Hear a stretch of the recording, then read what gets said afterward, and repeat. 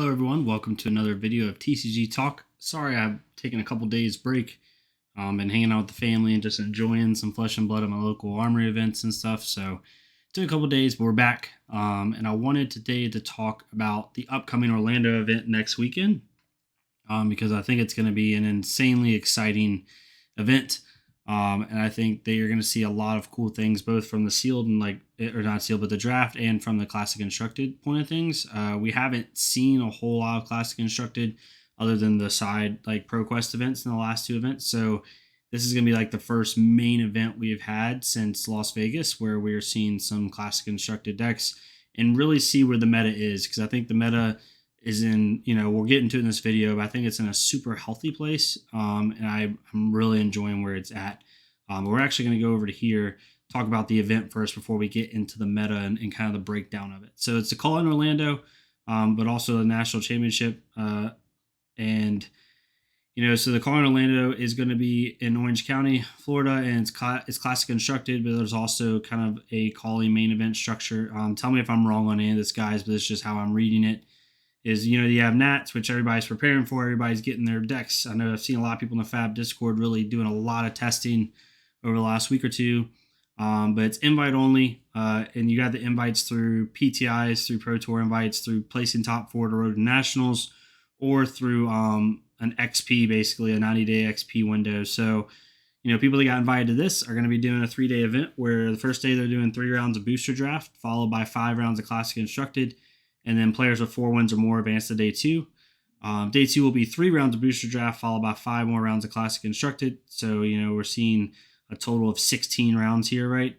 And then you have top 8 classic constructed. I like this format because it makes you have to be good at multiple things, right? Like you can have the most, badass Bravo deck or Prism deck or whatever, but if you can't draft properly, then you're going to have some trouble. So I like the fact that they're making well-rounded players be able to be successful by both being good at draft and being good at making their own decks. It's not just, come with the best deck you can, so let's see who wins. You actually have to be multifaceted in how you are, which for any TCG I think is really helpful and really useful. So I'm glad to see that. And then the main event structure is 11 rounds of Swiss, followed by a cut to top 8. Day 1 is 7 rounds of Swiss, followed by a cut to top 64, and then 4 rounds of Swiss, followed by a cut to top 8. So there you can see additional information with here.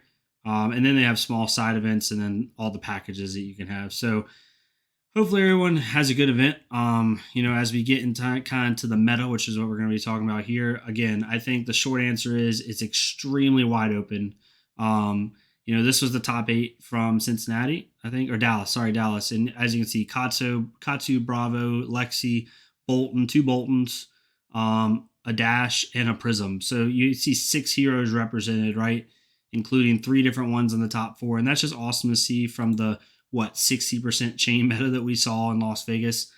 I think this is a sign of 2 things. I think this shows, 1, how healthy the game is and how great it is to play, because you can pretty much any hero outside of maybe like Kano mains and maybe Azalea, I think are viable to make a long run. And even those 2 heroes aren't bad. You can definitely win some games with them. But I'd say pretty much every hero in the game is playable. And that's really good for an event in a community structure where you don't feel like your favorite hero is not worth it, and so you stop playing. You basically can play with anyone. As we look into the calling Cincinnati, they did, Fab did a fantastic job at breaking down, the decks. And there's a couple no surprises here, and there's a couple surprises for me. So Bravo is number 1. I honestly was expecting Prism, or if it wasn't Prism, I was expecting a 1% difference or a tie where because Prism did so well in Vegas. She's been, in my opinion, personally, from the players I've played, she's the most dominating deck. She might not be the most consistent, even though she is very consistent, but she's definitely the hardest to deal with. She has a couple hard counters with Brute and a couple other things, but overall, she doesn't have too much. But to see Bravo number 1 by a long shot, relatively 6%, is pretty surprising to me. I knew he was going to be in the top 2, top 3, but I didn't think he'd be clear cut number 1 as far as most decks used. but it doesn't surprise me, right? Because Bravo's, in my opinion, Bravo and Dash are the two most consistent decks you can play. Um, they defend well. Bravo defends well. He has very good attacks. You can always just swing with the hammer for 6.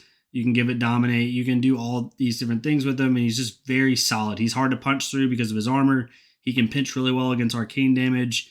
He can do a lot of different things. So it doesn't surprise me that he's a very well played hero, because he's just solid all around. Right, he's that jack of all trades, kind of good at everything deck.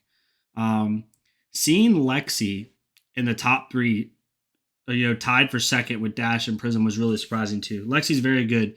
The Lightning Lexi build with Shock Charmers in New Horizon is pretty insane. And I think that it's definitely one of the better decks. I had Lexi as an S tier in my deck or in my hero tier list. So, anyone who disagreed with me there can, just look at the facts. But, you know, most seeing her tied for second is really good. Dash and Prism make no surprises to me. They're also insane. Dash is the epitome of consistency, which me and my friends say all the time. She plays really well in a bunch of different matchups. You can run mid range, you can run control, right? You can do a lot of different things with her. She does have a couple weird counters up to her, which make it difficult for her. But overall, she does really well. And then Prism's Prism. Everybody knows how good Prism is. Katsu, from the decks I've seen, mostly aggro Katsu was represented at least at the higher placings. I personally don't think Control Katsu's is viable anymore, but seeing him 1% off of second is no surprise. He's been, one of the top decks since the last meta. Seeing Briar at 9% was really cool. I think Briar is really easy to build to a level of it's a good deck. I think the ceiling for Briar is super high, and I think that you can build a relatively good deck with her in no time at all. It's getting over that hump of being like a top 8 deck is the difficulty with her. Not that she can't, but because you have to really think about what you're going to do and what your game plan is. And then the rest of the field made up 31%. Seeing Viserai this low is really surprising to me. And Bolton, even though I don't like Bolton, I think he's overrated personally. Sorry, Bolt mains. I know a bunch of you in the comments hate me. I was surprised to see him this low. I thought he'd be higher. The fact that Oldheim was higher than both Bolton and Viserai was very surprising to me. I think maybe the calling wins kind of swayed that, where a couple people that maybe were Bravo mains decided to go in the Oldheim direction, especially with Crown of Seeds. He's in the Ram's Head and Tectonic Plating or whoever. He's very good with all that. He has good equipment. Defense reactions are really good, but most of this deck list isn't too crazy. It all makes sense with the exception of I was not expecting Viserai to be that low and Bolton to be that low. I was expecting these two to be like up here. And that's just kind of how that went. So looking at the top 8 for Cincinnati, right? 2 Briars in the top 4 was pretty cool to see. And they were both completely different decks. I know Brendan Patrick talked about how that wasn't his main deck and it's kind of a meme deck to him, but I don't know. I think he's kind of bluffing a little bit. I do think that Briar's not his main deck, but I don't think it was a meme deck. I think he was truly seeing like how good can Earthbriar do. The Chain at second, I keep telling people Chain is not dead. He's definitely not broken. He's definitely not a top 4 hero, but he is in the middle and he can win games and he can do very well. 2 Bravos in the top 8 in the first in Dallas, and then now a Bravo wins Cincinnati. Again, Bravo's just consistently doing really well. And I can see him not really slowing down. And here's the placings over the top 2 events for the ProQuest. We had 3 Bravos out of 16, 3 Prisms, 2 Briar, Bolton, Lexi, Katsu, Dash, and Chain. So 1, 2, 3, 4, 5, 6, 7, 8 heroes represented in top 8 over 2 events, and that's just awesome. That's where we want the game to be. We want the game. Some people might complain a little bit about it being rock, paper, scissory, but I think it is rock, paper, scissory, but in a good way, right? Every hero has their bad matchups and their good matchups. You can win against a bad matchup, but it's harder. And then your good matchups, you feel really good. And I think that's how the game should be. For the New Zealand one, it was a little bit different. Not really. They just had Reinar in there. Reinar made it in. I do think Reinar is really good. I think people just haven't quite figured out his ratios and how they want to play him yet. I expect to see Reinar do a little bit better. I don't think he'll like set the world on fire. I had him in S tier. I think he's really good. I just think you have to The deck itself is really good. I just think he's really hard for people to play. People haven't figured out his pacing and how to play him yet, and how to get his ratios perfect and all that other stuff. So I still think he's really good though. But yeah, looking at the event and looking at nationals, I'm super excited to see what people do. I love watching classic constructed gameplay as much as I love sealed, as much as I love draft or Tales of Aria. It's really fun to see. Those decks aren't full strength, right? You're not seeing the play. You're seeing the players play well in their own way of having to navigate a less than ideal deck. But it's almost like any other sport, right? You want to see both teams playing at their maximum capacity. That's what classic constructed is, right? You're seeing both players play at their full potential. So I'm super excited to watch it. I'll be glued to the TV all weekend for that. But yeah, let me know what y'all think. What do you think of the meta? Where do you think it's going? Personally, I think Prism and Bravo are going to stay in the top 8 pretty consistently. And then from there on out, you'll probably see some trickling of others.